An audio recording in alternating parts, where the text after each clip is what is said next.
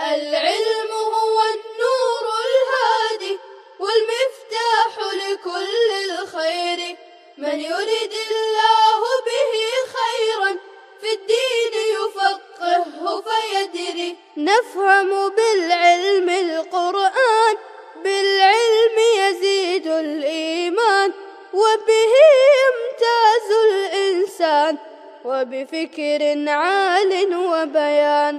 تنزل بالعلم الرحمات، بالعلم تنال الجنات، وبه ترتفع الدرجات، وتضاعف فيه الحسنات. العلماء يخشون الله إذ عرفوا آيات الله، فدلائله لا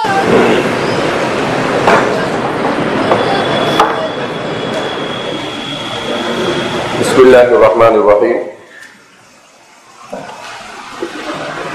کسی نے سوال کیا ہے کہ علم الصیغہ میں فلا صدق ولا صلی کی مثال کے تحت یہ قاعدہ لکھا ہوا ہے کہ اگر فعل ماضی پر لا لانا ہو تو اگلے والے فعل پر بھی لا کو لانا ہوگا، جیسا کہ آیت کریمہ میں مذکور ہے، تو اس شعر میں ایسا الا لا بارک اللہ میں ایسا کیوں نہیں کیا گیا؟ یہ شعر ہے، اور شعر میں وزن کو برقرار رکھنے کے لیے جب فعل پر تنوین آ سکتی ہے تو لا بیچارہ کہاں کا رہا؟ فعل پر الف لام بھی داخل کر سکتے ہیں اس کے وزن کی رعایت کرتے ہوئے، تو یہ لا کا مسئلہ تو بیچارے کا کہیں کا رہتا ہی نہیں، ویسے بھی لا لا ہے، تو اس لیے وزن شعری کی وجہ سے اس قاعدے کی وہاں پر بھی رعایت ضروری نہیں ہے، اس لیے کہ شعر میں جیسا کہ بتایا گیا اس کے اوزان کی رعایت، اس کا قافیہ اور وزن کا جوڑنا، یہ سب سے زیادہ کیا ہے؟ ضروری ہوا کرتا ہے۔ اس سے قبل جیسا کہ بتایا گیا کہ وجود باری تعالیٰ کے سلسلے میں،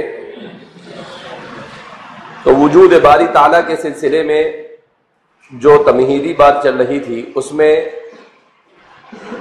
جسم نامی اور وجود وغیرہ کے سلسلے میں ممتنع الوجود، ممکن الوجود، واجب الوجود پر جو باتیں بیان کی جا چکی، اس کے علاوہ اب یہ ایک صفحہ رہ گیا ہے جس کا تعلق علم منطق سے ہے۔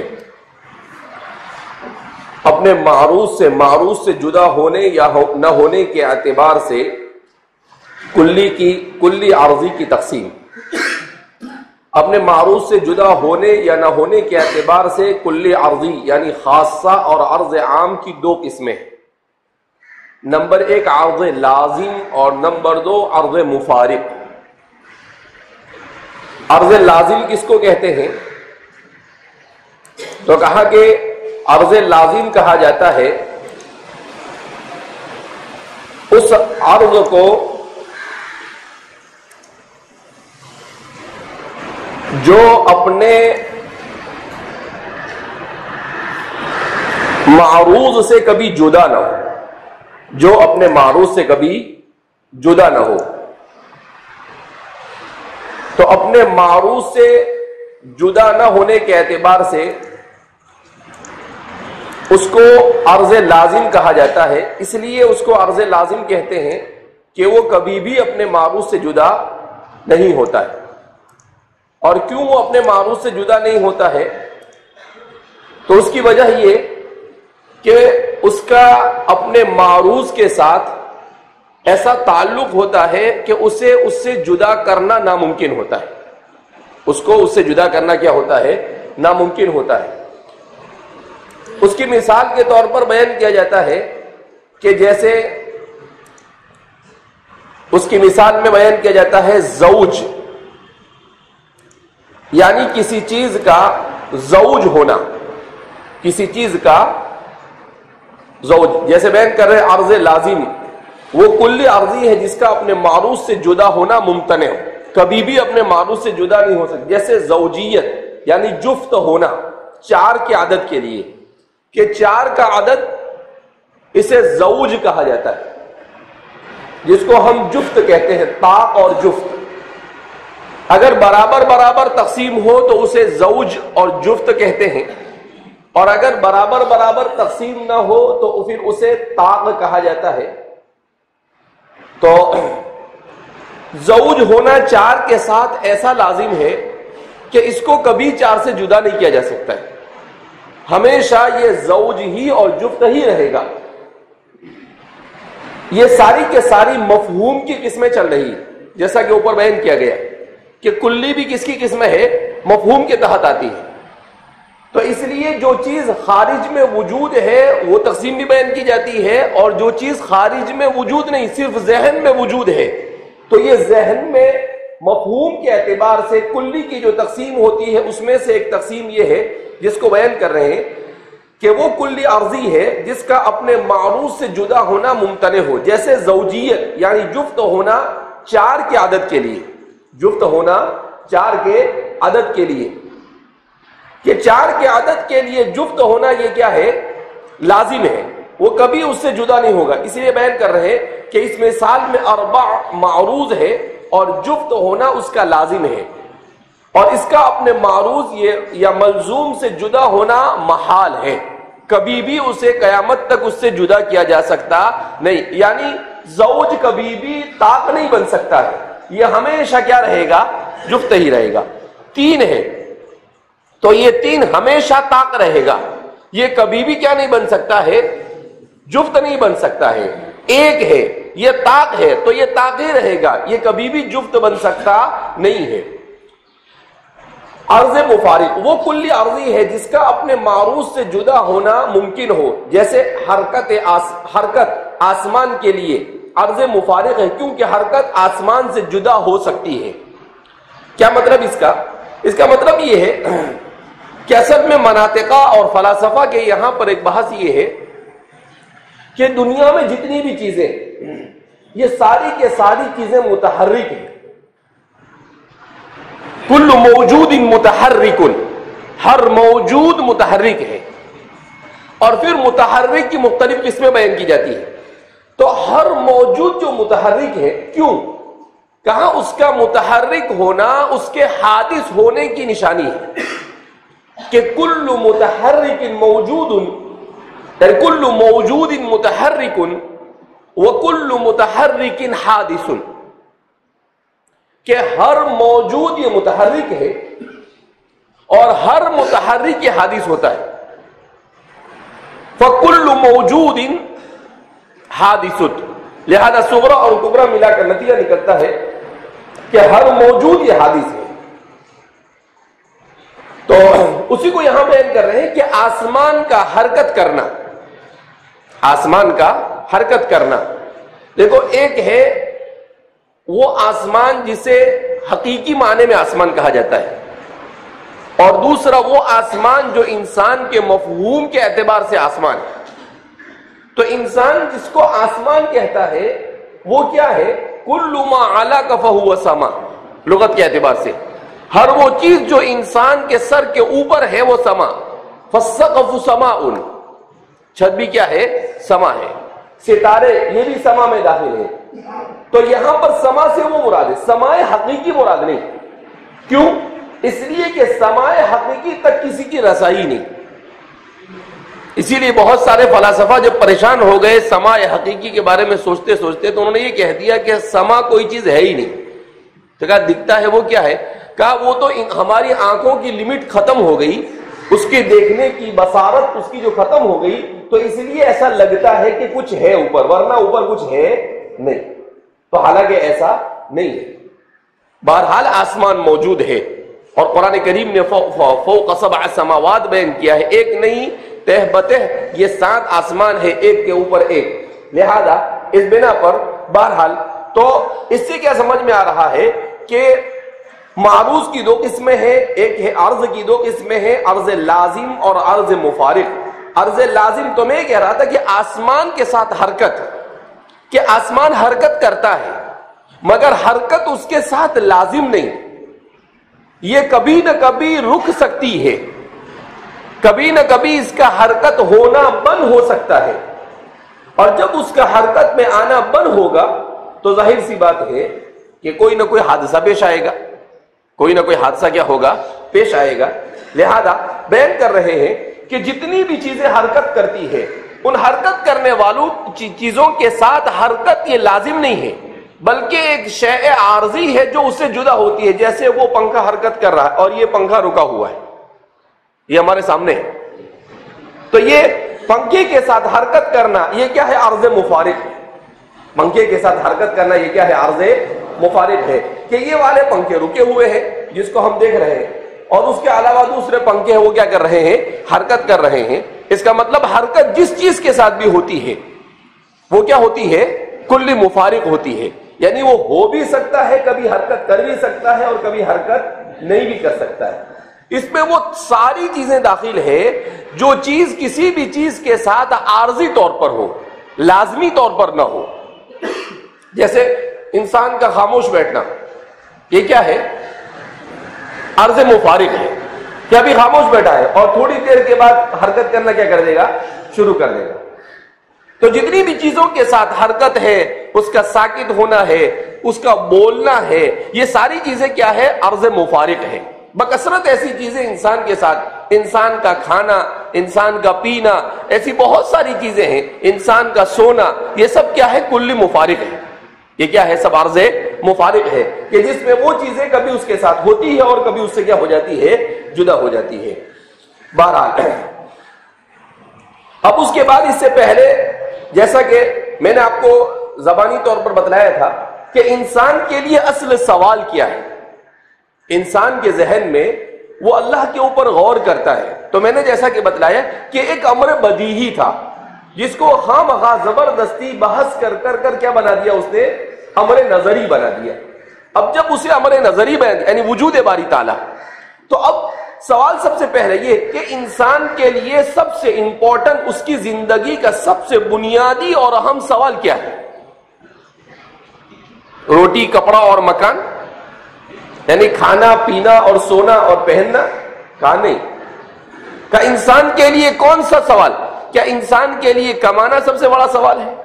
کیا انسان کے لیے؟ تو کہا کہ انسان کی زندگی کا سب سے بنیادی اور اہم ترین سوال کیا ہے جو ہر انسان کے لیے ضروری ہے.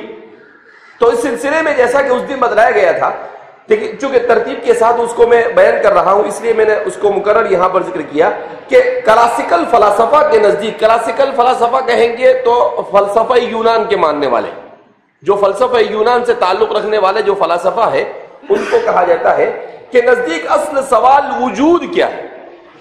ان کے نزدیک اصل سوال کیا ہے؟ وجود کیا ہے.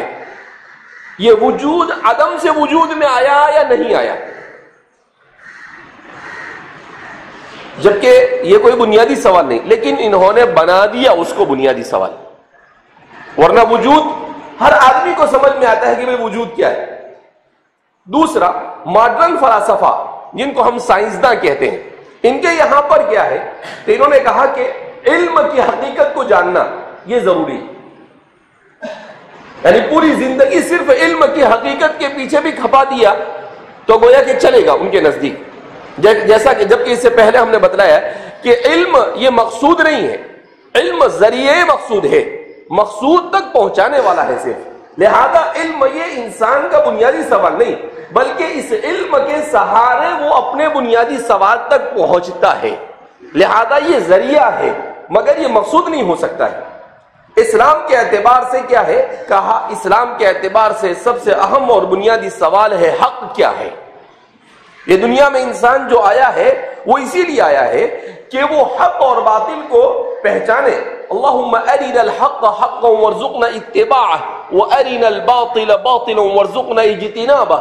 نبی کریم صلی اللہ علیہ وسلم نے اسی لیے دعا تعلیم کی کہ اے اللہ ہمیں حق کو حق بتلا اور اس کی پیروی کی توفیق مرحمت فرما، اور باطل کو باطل سمجھ کر اس سے اجتناب کرنے کی توفیق مرحمت فرما. اس کا مطلب کیا ہے کہ سب سے بنیادی چیز جو انسان کو اس کے مقصد حیات کے لیے ضروری ہے وہ ہے معرفت حق. وہ یہ جاننے کی کوشش کرے کہ حق کیا ہے اور پھر اسی حق کے مطابق اپنی زندگی گزارنا، یہ اس کے لیے سب سے بنیادی اور اہم کیا ہے؟ فریضہ ہے.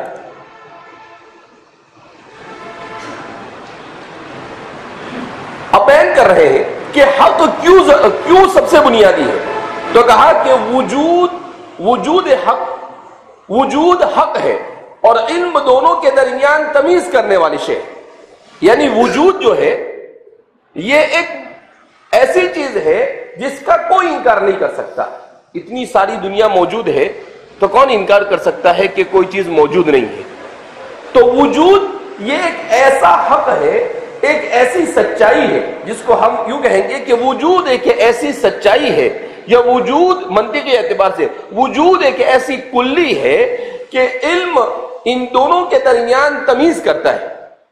علم حق اور وجود کے درمیان کیا کرتا ہے؟ تمیز، یعنی علم انسان کے پاس ہے، یہ سوال انسان کے علاوہ کسی اور کے ذہن میں نہیں آتا ہے۔ چڑیا کے ذہن میں کبھی یہ سوال نہیں آتا ہے، بھینس کے ذہن میں کبھی یہ سوال نہیں آتا ہے، بکری کے ذہن میں کبھی یہ سوال نہیں آتا ہے، کوے کے ذہن میں کبھی یہ سوال نہیں آتا ہے۔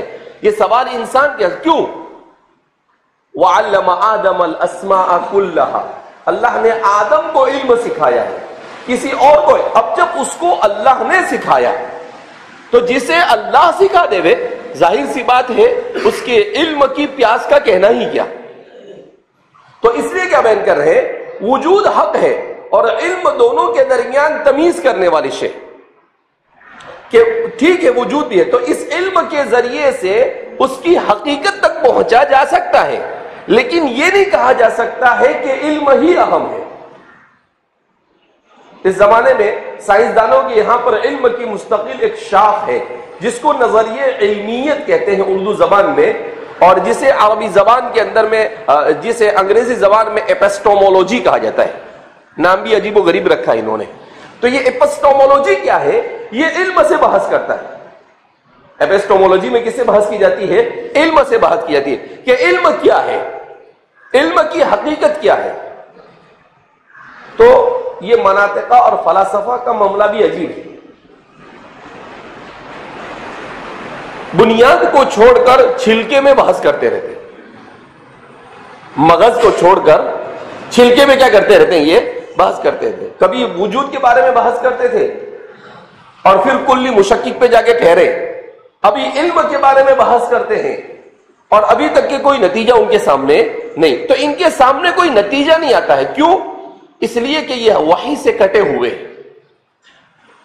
وجود خالق کی حیثیت سے اور علم خالق کا مطلوب ہے۔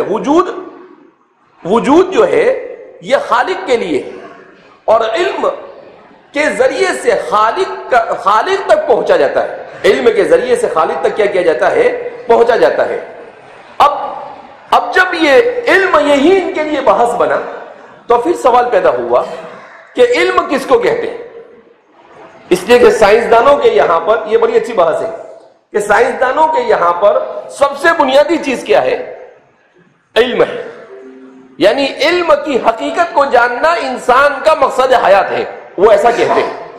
اب جب انہوں نے اس بات کو مانا کہ علم یہ مقصد حیات ہے تو اب وہ علم کی حقیقت تک رسائی کی کوشش کرتے ہیں کہ علم کی حقیقت تک پہنچا جاوے۔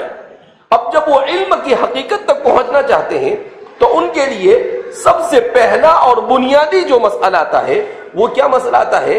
وہ مسئلہ ان کے لیے یہ آتا ہے، ان کے لیے مسئلہ یہی آتا ہے کہ علم جو ہے اس علم کی حقیقت سے واقف ہوا جائے۔ اب کبھی کیا کہتے ہیں؟ یہ علم کس کو کہتے ہیں؟ کا ادراک الشیء، کسی چیز کا ادراک کرنا یہ علم ہے، یعنی جس چیز کی حقیقت تک پہنچنے جا رہے ہیں اس کی حقیقت اور اس کے معنی ہی میں اختلاف ہو جاتا ہے ان کا۔ یعنی یہ سب پڑھنے کے بعد ایک بات یہ سمجھ میں آتی ہے کہ جو لوگ ہمارے فقہاء اور ہمارے محدثین اور مفسرین کے اختلاف کو مذاق بناتے ہیں وہ بیوقوف ہے۔ کیوں؟ اس لیے کہ ہم سے زیادہ اختلاف تو یہ فلاسفہ اور سائنسدانوں نے کیا ہے۔ ہمارے یہاں پر تو کم سے کم معنی میں بھی اتفاق ہوتا ہے کہ لفظ کا معنی کیا ہے۔ ان کے یہاں تو لفظ سے بھی اختلاف شروع ہوتا ہے اور پھر معنی میں آ کے بڑھ جاتا ہے اور اس کی غایت تک پہنچنے تک تو اختلاف کا انبار لگ جاتا ہے اور کسی کے پاس کوئی مضبوط دلیل نہیں ہوتی اس میں، اور ہمارے یہاں تو ہر ایک کے پاس اپنی دلیل ہوتی ہے، اور ان کے یہاں پر خالی عقلی گھوڑے دوڑائے جاتے ہیں کہ میری عقل یہ کہتی ہے تو تیری عقل کون سی 30 مار کہاں ہے؟ تو اب یہ کیا کہتے ہیں کہ علم کیا ہے؟ تو کوئی کہتا ہے کہ ادراک الشیء، کسی چیز کا ادراک کر لینا، اسے علم کہا جاتا ہے۔ تو دوسرا گروہ کہتا ہے کہ نہیں، علم کہتے ہیں اعتقاد الشیء، کہا کسی چیز کا ادراک ضروری نہیں ہے، اس کو دیکھنا ضروری نہیں ہے، کہا کسی چیز کا اعتقاد کر لینا یہ کافی ہے کہ اس کا علم آپ کو حاصل ہو گیا۔ تو تیسرا گروہ کہتا ہے علم کہتے ہیں انکشاف الشیء، علم کس کو کہتے ہیں؟ کسی چیز کے بارے میں آپ کو پتہ چل جاوے کہ بھئی اس کی حقیقت کیا ہے۔ کہا کہ بھئی یہ کیا ہے؟ پٹھا ہے، تو یہ کیا ہے؟ یہ کس سے بنا ہے، اس کے بارے میں آپ کو معلوم ہو جاوے، انکشاف ہو جاوے آپ کے لیے، تو ایسا سمجھئے کہ آپ نے علم کیا کر لیا؟ حاصل کر لیا۔ جیسے میں نے آپ سے کہا کہ اس سے پہلے یہ کیا کہتے تھے کہ مادہ یعنی جتنی بھی جسمانی چیزیں یہ سب کے سب بنی ہوئی ہے ایٹم سے۔ کیسے بنی ہے؟ ایٹم سے۔ اور ایٹم یہ سب سے چھوٹا ذرہ ہے۔ آج سے 100 سال پہلے تک کے یہ نظریہ تھا ان کا۔ پھر اس کے بعد سائنسدانوں نے کہا کہ نہیں، ایٹم اتنا چھوٹا ذرہ نہیں ہے کہ جسے توڑا نہیں جا سکتا ہے، اور اگر اسے توڑا جاوے تو اس میں سے کچھ نہیں نکلے۔ کہا نہیں، ایٹم یہ بھی 3 چیزوں سے بنتا ہے، الیکٹران، پروٹون، ان چیزوں سے مل کر ایٹم بنتا ہے، تو اس سے بھی چھوٹا ہے۔ اب اس کو بھی اور توڑنے کی کوشش کر رہے ہیں۔ اب ایٹم کی حقیقت کو انہوں نے سمجھا تو کیا کہتے ہیں؟ انکشاف حقیقت ایٹم ہوا، لہذا علم اس کا حاصل ہو گیا۔ اب آگے بڑھو، تو یہ رک نہیں سکتے۔ اس کے بعد کیا کہتے ہیں کہ علم کا مطلب کیا ہے، کہ حصول کیا ہے، یعنی چوتھا گروہ کیا کہتا ہے ان کا؟ علم کیا مطلب کہ کسی بھی چیز کو حاصل کرنا۔ آپ نے کسی چیز کو حاصل کر لیا تو اس کا مطلب یہ ہے کہ آپ کو علم حاصل ہو گیا۔ کسی چیز کو آپ نے حاصل کر لیا یعنی کسی چیز کو اچھے سے سمجھ لیا آپ نے، اس کا مطلب آپ کو علم آ گیا۔ اب آپ آگے بڑھو اور دوسرا سب پیچھے چھوڑ دو۔ اسلام نے جواب دیا علم نام ہے حق اور باطل کے درمیان تمیز کا۔ اسلام کہتا ہے کہ علم اس کی کوئی لمٹ نہیں، علم یہ کہیں پر انسان کا رکتا نہیں ہے۔ علم کو آپ کب کہہ سکتے تھے کہ علم یہ غایت اور مقصود انسان ہے؟ اس وقت یہ جب کہیں پر جا کر ٹھہر جاتا، لیکن علم یہ کہیں ٹھہرتا ہی نہیں۔ جب یہ ٹھہرتا نہیں ہے، اتنا پھیلا ہوا ہے کہ ٹھہرتا نہیں ہے، تو آپ اس کی غایت تک کیسے پہنچ سکتے ہیں؟ آپ اس کے آخری کنارے تک کیسے پہنچ سکتے ہیں؟ نہیں پہنچ سکتے۔ تو معلوم کیا ہوا کہ علم مقصود نہیں ہے بلکہ مقصود حق ہے، اس لیے کہ حق کی ایک انتہا ہے۔ حق کی کیا ہے؟ انتہا ہے۔ وہاں پر آپ پہنچ گئے تو آپ نے آپ کی غایت اور مقصود کو کیا کر لیا؟ پا لیا۔ اور جب آپ نے غایت اور مقصود کو پا لیا تو آپ کے لیے زندگی اور آخرت دونوں کیا ہو گئی؟ سنور گئی۔ تو اس لیے فرماتے ہیں اسلام نے جواب دیا کہ علم نام ہے حق اور باطل کے درمیان تمیز کا، لہذا علم اپنے کامل صدور میں صرف علم وحی ہے۔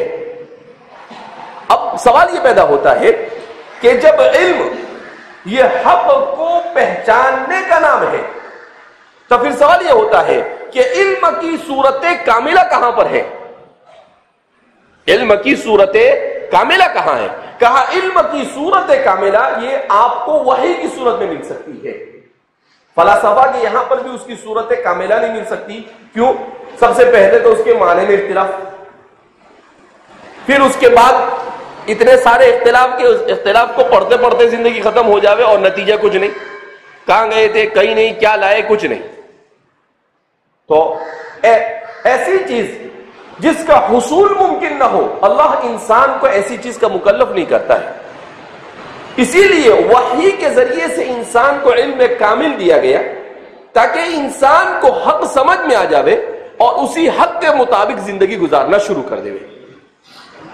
اور چونکہ حق یہ انسان اپنی عقل سے نہیں پا سکتا، حق تک رسائی انسان کی اس کی اپنی عقل سے ہو سکتی تھی نہیں، اسی لیے وحی کو نازل کیا گیا تاکہ وحی کے ذریعے سے اس حق کو مکمل طور پر واضح کر دیا جاوے. اسی لیے قرآن نے کہا جاء الحق وزهق الباطل ان الباطل كان زهوقا، کہ حق اور باطل، تو قرآن کہتا ہے کہ حق آ گیا اور باطل مٹ گیا، اور باطل کو تو ایک دن مٹنا ہی تھا. تو اس سے کیا معلوم ہو رہا ہے کہ علم اپنے کامل صدور میں صرف علم وحی ہو سکتا ہے. اسی لیے اگرچہ فلاسفہ اپنے آپ کو بڑا عقل مند سمجھے، اگرچہ سائنسداں اپنے آپ کو بڑا عقل مند سمجھے، لیکن اگر وہ اللہ کی وحدانیت کو نہیں مانتے ہیں تو قرآن کریم ان کے بارے میں اسٹیٹمنٹ دیتا ہے الا انہم هم السفہاء ولکن لا یعلمون. عقل مند وہ نہیں ہے جو اسی دنیا کے جھمیلوں میں اپنی پوری زندگی خرچ کر دے. عقل مند وہ ہے جو خالق کو اور حق کو پہچان کر حق کے مطابق زندگی گزارے. تو یہ چاہے اپنے آپ کو کتنا ذہین سمجھے، مگر اللہ کے بیان کے مطابق الا انہم هم السفہاء، پورے زور و شور کے ساتھ، کہ ان سے بڑا کوئی بے وقوف ہو سکتا نہیں ہے، جو اتنا نہیں سمجھ سکتے ہیں کہ بھئی یہ کائنات کا نظام کیا ہے. لہذا فرماتے ہیں کہ اگر انسان کو علم کامل ایسے ہی حاصل ہو جاتا تو اللہ وہی کبھی نازل نہ کرتا، لیکن انسان کو علم کامل اپنی عقل سے اور اپنے حواس سے اور اپنے تجربے سے اور اپنی انسانوں کی خبروں سے حاصل نہیں ہو سکتا تھا. اسی لیے خبر سماوی کے ذریعے سے اللہ رب العزت نے اسے علم کامل عطا کرنے کا فریضہ انجام دیا. اللہ نے اس پر فضل کیا اور اس پر رحم کیا، اور اللہ رب العزت نے اپنا خصوصی فضل کر اس کے لیے انبیاء کے سلسلے کو کیا جاری و ساری کیا. اسی لیے بیان کرتے ہیں، کتنی اچھی بات بیان کیا ہے. سائنس کیا ہے؟ مادے کی خصوصیت کا جاننا، یعنی مٹی گاڑے کا علم سائنس ہے. جس سائنس پر ان کو بہت ناز ہے وہ سائنس ہے کیا؟ اس سائنس کی کوئی حقیقت نہیں. سائنس کیا ہے؟ وہ لکڑی کو جاننے کی کوشش کرتا ہے کہ لکڑی کیا ہے، وہ مٹی کو جاننے کی کوشش کرتا ہے کہ مٹی کیا ہے. اب جتنی بھی موجود چیزیں ہیں اس میں انکشاف کی کوشش، تو وہ سب مادی چیزیں ہیں، اور ساری مادی چیزیں مٹی سے بنی ہوئی ہیں. منہا خلقناکم وفیہا نعیدکم ومنہا نخرجکم تارۃ اخری. دنیا میں جتنی بھی چیزیں ہیں ان سب کا آخری نتیجہ کیا ہوتا ہے؟ مٹی. ان سب کا آخری نتیجہ کیا ہوتا ہے؟ انسان کھاتا ہے، پیٹ میں جاتا ہے، پیٹ میں جانے کے بعد کیا ہو جاتا ہے؟ وہ فضلے کی صورت میں نکال دیتا ہے. کہاں جاتا ہے؟ مٹی میں. اس کے جسم کا حصہ بنتا ہے خون اور گوشت بننے کے بعد. مرنے کے بعد وہ بھی کہاں جاتا ہے؟ مٹی میں. تو اب ایسی کسی بھی چیز کو آپ اٹھاؤ، لکڑی ہے، درخت سے کاٹا، دروازہ بنایا، ایک زمانے کے بعد 20 25 50 100 سال کے بعد یہ دروازہ کیا ہو گیا؟ خراب ہو گیا. خراب ہونے کے بعد اس کو پھینک دیا، کیا ہو گیا؟ مٹی ہو گیا، سڑ گیا. پتھر ہے، کسی بھی چیز کو اٹھا کر دیکھ لو، اس کا نتیجہ دنیا میں کیا ہے؟ اور سائنس اسی سے بحث کرتی ہے.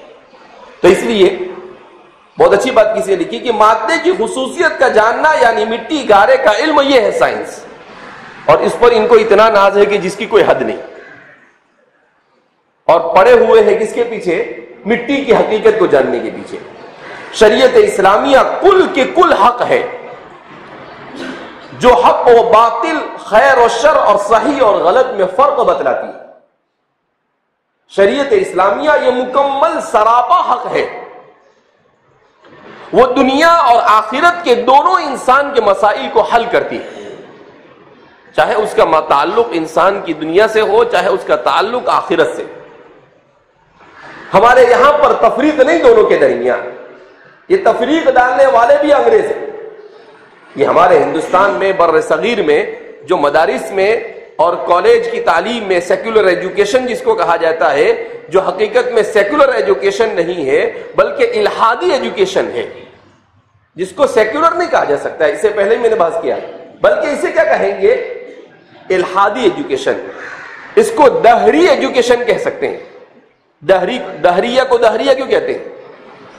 دہر کے معنی زمانہ، اور وہ زمانے کو خدا مانتے ہیں، اس لیے کیا کہتے ہیں؟ ان کو دہریہ کہا جاتا ہے. ارے ہم سنتے رہتے ہیں نا دہری دہری، کہ دہریہ ہے، تو دہر کو دہر کیوں کہتے ہیں؟ اس لیے کہ وہ زمانے کو خدا تسلیم کر لیا، اس وجہ سے ان کو کیا کہا جاتا ہے؟ دہریہ کہا جاتا ہے۔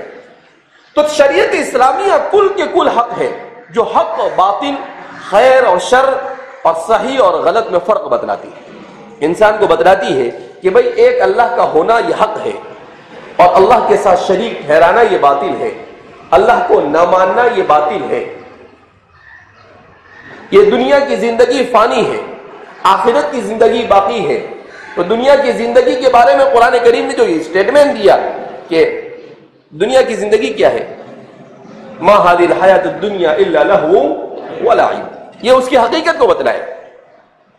وَإِنَّ الدَّارَ الْآخِرَةَ لَهِيَ الْحَيَوَانُ، اور ہمیشہ کی زندگی کہاں کی زندگی ہے؟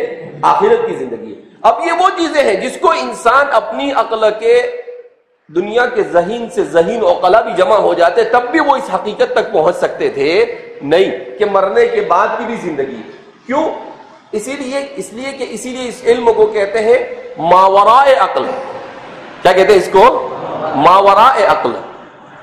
اس کو فزکس ہوتا ہے جو مادے کا علم ہوتا ہے، جس کو طبعیات کا علم کہتے ہیں، اور اس علم وحی کو ماورائے طبعیات، اس کو میٹا فزک کہتے ہیں، کہ جو عقل سے ماورا ہے، جو انسان کی عقل میں آ سکتا نہیں ہے۔ دین اسلام حق کیا ہے کہ سوال کا جواب ہے۔ پورا اسلام یہ کیا ہے؟ اس میں یہی بحث کی جاتی ہے کہ انسان کو حق اور باطل کا مکمل طور پر حقیقت انسان کے سامنے پیش کر دی جاتی ہے۔ بہت اچھے انداز میں کچھ چیزیں جمع ہوئی ہے۔ اسی سوال کے جواب کے لیے آدم علیہ السلام سے لے کر اب تک انبیاء کرام علیہ السلام کی بعثت عمل میں آئی۔ حق اپنے مغایر میں کیا ہے؟ تو اس کا جواب نبی کریم صلی اللہ علیہ وسلم نے دیا، الاسلام الا تشرک باللہ شیئا وتقیم الصلاۃ وتؤتی الزکاۃ وتصوم رمضان قال جبریل صدقت۔ ایک ہی حدیث ہے، اس پوری حدیث نے حق کا ظاہر کیا ہے، حق کا باطن کیا ہے، اور حق کی حقیقت کیا ہے، سب کو بیان کر دیا، جس کو ہم سرسری طور پر لیتے ہیں۔ سب سے پہلے اس نے حق کے ظاہر کو بتلایا کہ حق کی ظاہری شکل کیا ہے۔ یہ حق اپنے مغایر میں نہیں بلکہ حق اپنے ظاہر میں کیا ہے، یا کمپوز کی غلطی ہے، حق اپنے ظاہر میں کیا ہے۔ تو کہا کہ حق اپنے ظاہر میں کیا ہے؟ کہا اللہ تشرک باللہ شیئا، اللہ کے ساتھ کسی کو شریک مت ٹھہرا، اللہ کے ساتھ کسی کو شریک مت ٹھہرا، اللہ کے ساتھ زمانے کو بھی شریک مت ٹھہرا۔ ملحدین بھی ملحدین نہیں ہے، مشرکین ہی ہے۔ وہ ملحدین جو اپنے آپ کو ملحد اور دہریہ کہتے ہیں، وہ ملحد نہیں ہے، وہ مشرک ہے۔ کیوں؟ اس لیے کہ وہ اللہ کو نہ مان کر مادے کو سب کچھ سمجھ لیتے ہیں، مادے ہی کو خالق سمجھ لیتے ہیں وہ، تو یہ شرک ہی ہوا۔ شرک کا مطلب کیا ہے؟ اللہ کی صفات میں کسی دوسرے کو اس کا شریک ٹھہرا دینا۔ تو مادے کو سب کچھ آپ نے تسلیم کر لیا، اس کا مطلب یہی ہوا۔ تو فرماتے ہیں کہ الاسلام اللہ تشرک باللہ شیئا وتقیم الصلاۃ، نماز کو قائم کر اور زکات دے اور رمضان کے روزے رکھ۔ حضرت جبریل علیہ السلام نے اسی لیے فرمایا، جیسے ہی حضور نے یہ بات بیان کی کہ حق کا ظاہر کیا ہے، جبریل نے کہا صدقت۔ حضرات صحابہ فرما تعجبنا، ہمیں تعجب ہوا کہ سوال بھی کرتا ہے اور سوال کرنے کے بعد اس کی تصویب بھی کرتا ہے۔ اس کے بعد حق اپنے باطن میں کیا ہے؟ حق کا ظاہر کیا ہے؟ وہ اسلام کی ظاہری تعلیمات، روزہ، نماز، زکات، حج، یہ حق کا ظاہر ہے۔ حق کا باطن کیا ہے؟ الایمان ان تؤمن باللہ وملائکتہ وکتبہ ورسلہ وتؤمن بالبعث وتؤمن بالقدر کلہ فقال جبریل صدقت۔ ایمان کا باطن کیا ہے؟ کہا ایک اللہ کو ماننا، نظر نہیں آتا ہے مگر وہ ہے۔ الا کل شیء ما خلا اللہ باطل الا کل شیء تدل علی انہ واحد، وہ ہے، اس کا مطلب اس کو ماننا پڑے گا۔ علامتیں اتنی ہے، کہا ایک اللہ کو ماننا یہ حق کا باطن ہے، ملائکہ کو ماننا یہ حق کا باطن ہے، جس کو ارکان ایمان کہا جاتا ہے۔ ارکان اسلام یہ حق کا ظاہر ہے اور ارکان ایمان یہ حق کا باطن ہے۔ تو فرمایا الایمان ان تؤمن باللہ وملائکتہ وکتبہ ورسلہ وتؤمن بالبعث، اور بعث پر ایمان رکھنا اور قدر کے اوپر ایمان رکھنا، چاہے خیر یا شر ہو سب اللہ کی طرف سے ہے۔ جبریل علیہ السلام نے اسی لیے کہا صدقت یا محمد، اے محمد آپ نے بالکل سچ کہا۔ اس کے بعد حق اپنے احوال میں کیا ہے؟ حق اپنے احوال کے اندر کیا ہے؟ یعنی روحانی اعتبار سے حق کیا ہے؟ یعنی یہ باطن کا بھی باطن ہے، تو وہ کیا ہے؟ کہا تزکیہ نفس، الاحسان ان تعبد اللہ کأنک تراہ فإن لم تکن تراہ فإنہ یراک۔ کہا یہ حق، یہ ہے پورا، یہ وہ چیز ہے جس کے پیچھے انسان کو لگنے کی ضرورت ہے۔ اس کے علاوہ ساری کے ساری یہ ہے مغز، یہ ہے لب لباب جو انسان کی زندگی کا مقصود ہونا چاہیے، اور انسان نے آج مٹی کے علم کو اپنے لیے مقصود بنا لیا، اور جو علم اساس اور بنیادی اسے کیا کر دیا؟ تک کر دیا۔ تو الاحسان ان تعبد اللہ کأنک تراہ فإن لم تکن تراہ فإنہ یراک۔ اب پھر اس کے بعد بہت عجیب و غریب بات بیان کی، حق اپنی غایت اور منتہا میں کیا ہے؟ حق کو چار پہلو سے بیان کیا، اس کا ظاہری پہلو، اس کا باطنی پہلو، اس کا روحانی پہلو، اور پھر یہ کہ یہ پورا کے پورا حق کیوں ضروری ہے۔ کہا کہ قیامت پر ایمان رکھ کر آخرت کی تیاری کرنا یہ انسان کے اہم سوالات کے جوابات ہیں، جو آپ صلی اللہ علیہ وسلم حضرت جبریل علیہ السلام کے درمیان مناقشے کے ذریعے ہمارے سامنے آئے۔ تو کہا کہ کیوں انسان کو یہ سب کچھ کروایا جا رہا ہے؟ اس کو حق کا ظاہر بھی بتلایا جا رہا ہے، اس کو حق کا باطن بھی بتلایا جا رہا ہے، اس کو حق کی روح بھی بتلائی جا رہی ہے، تاکہ وہ قیامت میں کامیابی حاصل کرے، وہ آخرت کی زندگی میں کامیاب ہو جاوے۔ کہا یہ سب کچھ کرنے کے لیے حق کے پیچھے یہ محنت کیا کی جا رہی، کروائی جا رہی ہے کہ اس کے ظاہر کو، اس کے باطن کو اور اس کی روح کو بتلا کر، کہا اب ان چیزوں کے پیچھے کیوں لگنا ہے تجھے؟ اس لیے کہ ایک ہمیشہ ہمیش کی زندگی ہے، اس زندگی کو آپ کو پانا ہے۔ تو کہا کہ قیامت کو فکس نہیں کیا گیا، مگر قیامت اسی لیے حضور نے کیا فرمایا کہ قیامت تو مل مسئول عنہا عن السائل، کہ بھائی آپ ہی زیادہ جانتے ہیں اس کو، تو اور اللہ ہی کو اس کا علم ہے۔ ہاں البتہ حضور نے فرمایا کہ اس کے اشارات ہیں، اس کی نشانیاں ہیں، ان تلد الامۃ ربها وان ترى الحفاة العراة، یہ سب کیا ہے؟ کہا کہ یہ وہ دن ہے جس دن انسان کو حق اور باطل کی بنیاد پر انسان کی دائمی زندگی کا فیصلہ کیا جائے گا۔ کہا اگر اس نے حق کی ان تینوں شکلوں کو اپنی زندگی میں جگہ دے دی ہوگی، فمن زحزح عن النار وادخل الجنة فقد فاز، تو کامیاب ہو گیا۔ اور جس دن اس نے ان چیزوں میں وہ کامیاب نہیں ہو سکا، تو فرما رہے ہیں کہ وہ ادخل الجنت کے بجائے وہ ادخل النار ہوا، تو فرماتے ہیں فقد خسر خسرانا مبینا، تو انسان ہمیشہ ہمیش کی زندگی میں کیا ہوگا؟ خسارے میں ہوگا۔ تو یہ ہے پورا حق کی معرفت، یہ کیا ہے؟ حق کی معرفت۔ بہرحال اللہ رب العزت ہمیں اس طور پر علم، اللہ رب العزت کی وحدانیت اور باری تعالیٰ کے وجود کو سمجھنے کی توفیق مرحمت فرمائے، کہ جس سے اللہ کی عظمت دل میں ایسے آئے کہ ہم جو کچھ بھی کریں تو وہ اس لیے کریں تاکہ ہمیں اپنی آخرت کی کامیابی کیا ہو جائے؟ میسر آ جائے۔